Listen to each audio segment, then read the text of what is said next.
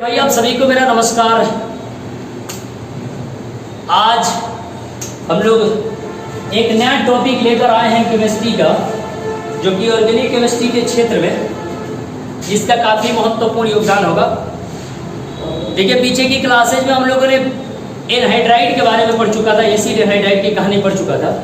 और देखिए, आज मैं जिन चीज़ों का अध्ययन कराने जा रहा हूँ उसका नाम है दोस्त ऑर्गेनोमेटालिक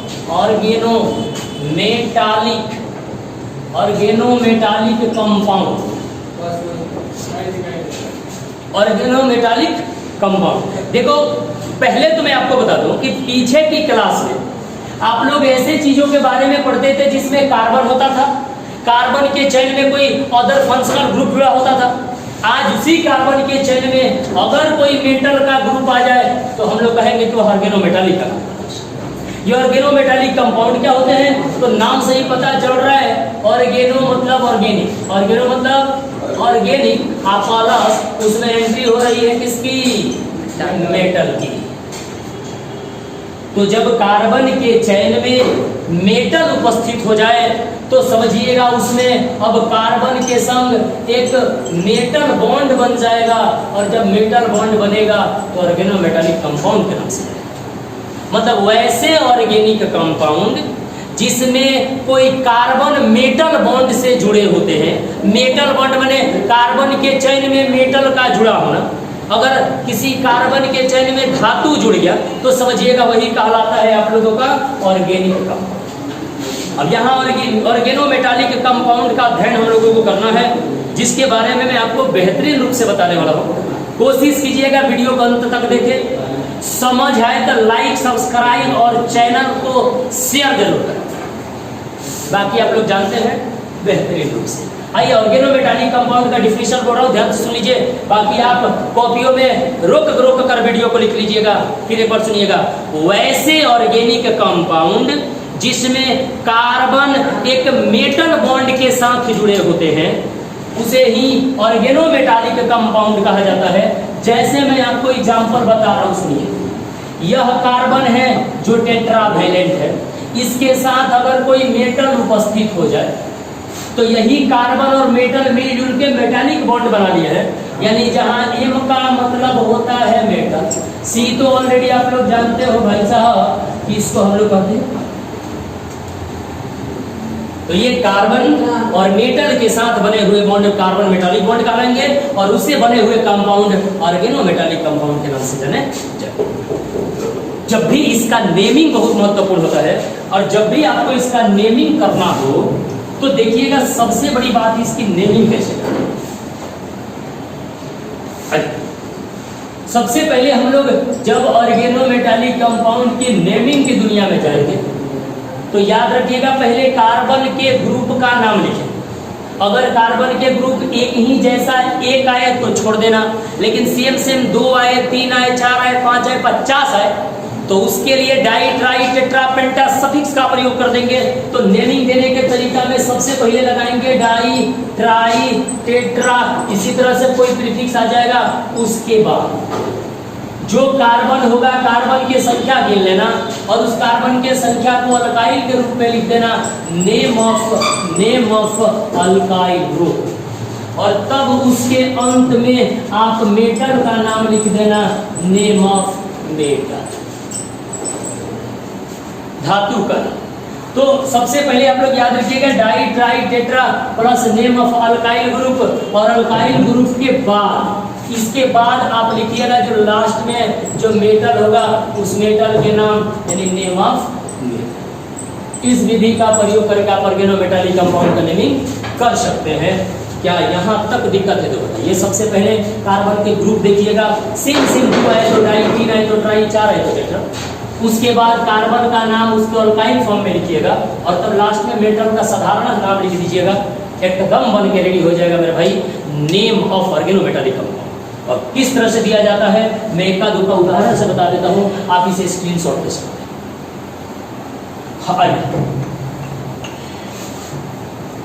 चलिए, कुछ ऑर्गेनोमेटालिक कंपाउंड के एग्जांपल्स आपको दे रहा हूं।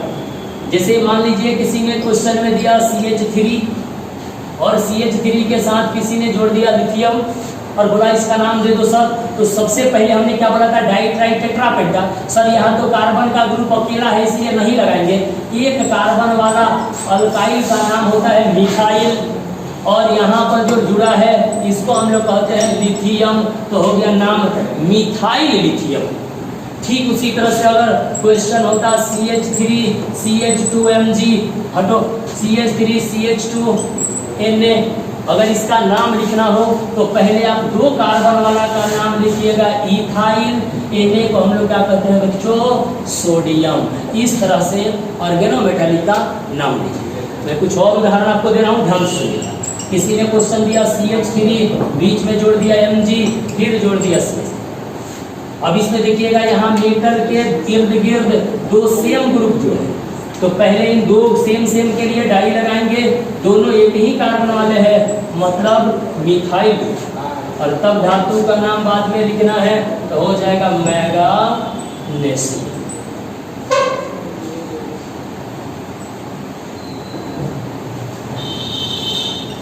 मैग्नीशियम इस तरह से इसके नेमिंग कीजिएगा। अगर इसके दोनों तरफ कार्बन बढ़ते जाए, जैसे मान लीजिए ऐसे क्वेश्चन होता CH3, फिर होता CH2, फिर होता आप मान लीजिए कि यहाँ पर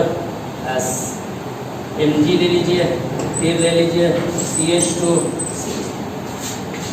अगर इसका नाम देना हो तो 2 कार्बन इधर भी 2 कार्बन इधर भी सेम है, इसीलिए डाई।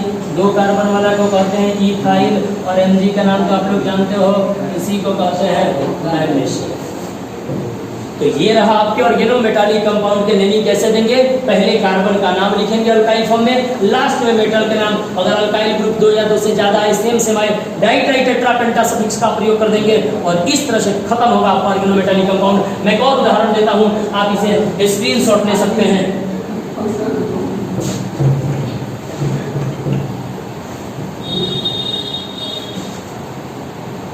अब आइए, अगर मान लो मेरे भाई कि अगर कार्बन के चेन में कुछ इस तरह की कहानियां बनती, CH3 CH2Pb, और इधर भी जुड़ जाता CH2 CH3, नीचे भी जुड़ जाता CH2 CH3, सामने भी जुड़ जाता CH2 CH3, और तरह से इसका नाम दे दो। इसको हम लोग ऐसे भी तो लिख सकते हैं कि सर CH2 ऐसा 4 ग्रुप है, मतलब C2H5 का 4 को ग्रुप है, और तब Pb देखिएगा C 2C 5 कार्बन 2 कार्बन और 5 हाइड्रोजन, C2H5 4 को ग्रुप है, तो मैंने लिखा बोल को और Pb। इसी को ऐसे बनाया। अगर इसका नेमिंग आपको करना हो तो सेम है, पहले तो सेम 4 को है, तो 4 के लिए हम लोग लिखेंगे टेट्रा। उसके बाद 2 कार्बन वाला का नाम होता है इथाइल, और तब Pb को हम लोग कहते हैं लेड। Pb को क्या कहते हैं बाप, लेड। इसी को शॉर्ट में याद रखिएगा TEL कहा जाता है, इसी को हम लोग TEL लिख सकते हैं। इसी का प्रयोग हम लोग एंटी नॉकिंग एजेंट के रूप में हम लोग यूज करते हैं, TEL का प्रयोग हम लोग कर सकते हैं वहाँ पर। तो इस तरह से ऑर्गेनोमेटालिक की कहानी होती है कि कार्बन के संग कोई मेटल आ जाए तो ऑर्गेनोमेटालिक कंपाउंड कहलाता है। अब ये रहा ऑर्गेनोमेटालिक कंपाउंड। एक छोटा सा टॉपिक के बारे में मैं इसी कहानी पर मैं आपको जिक्र कर दे रहा हूँ, जिसको आप देख लीजिएगा।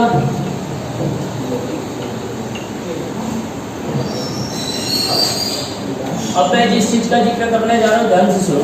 एक वैज्ञानिक था जिसका नाम हुआ करता था ग्रिग्नार्ड,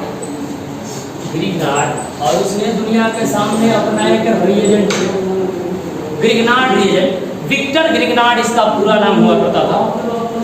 देखिएगा ये ग्रिग्नार्ड जो व्यक्ति थे वो क्या कहते हैं कि सबसे पहले RMGX इसने एक स्ट्रक्चर दिया, और इसी स्ट्रक्चर को RMGX को ग्रिग्नार्ड रिएजेंट कहते हैं।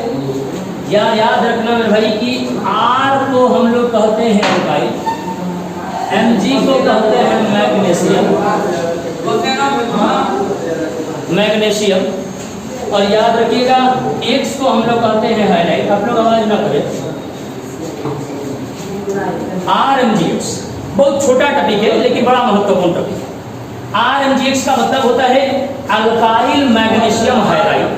इसे ही ग्रिग्नार्ड रिएजेंट कहा जाता है। कोई आपसे पूछे ग्रिग्नार्ड रिएजेंट क्या है, तो कहिएगा alkyl magnesium halide means RMgX को ग्रिग्नार्ड रिएजेंट कहा जाता है। और ग्रिग्नार्ड रिएजेंट कैसे बनता है आपको बता दो। तो पहले तो याद रखिएगा इसमें मैग्नीशियम का आना एकदम अनिवार्य है। जैसे जब भी इसका नाम देना हो इसी बेस पे आप नाम दीजिएगा जिस बेस पर मैंने दिया है। जैसे मान लीजिए किसी ने क्वेश्चन दिया कि R के जगह पर हमने लिया CH3 Mg और X के जगह पर आप लोग जानते हो कि हाइलाइड के जगह पर आता है क्लोरीन, फ्लोरीन, बोरोमीन और आयरन।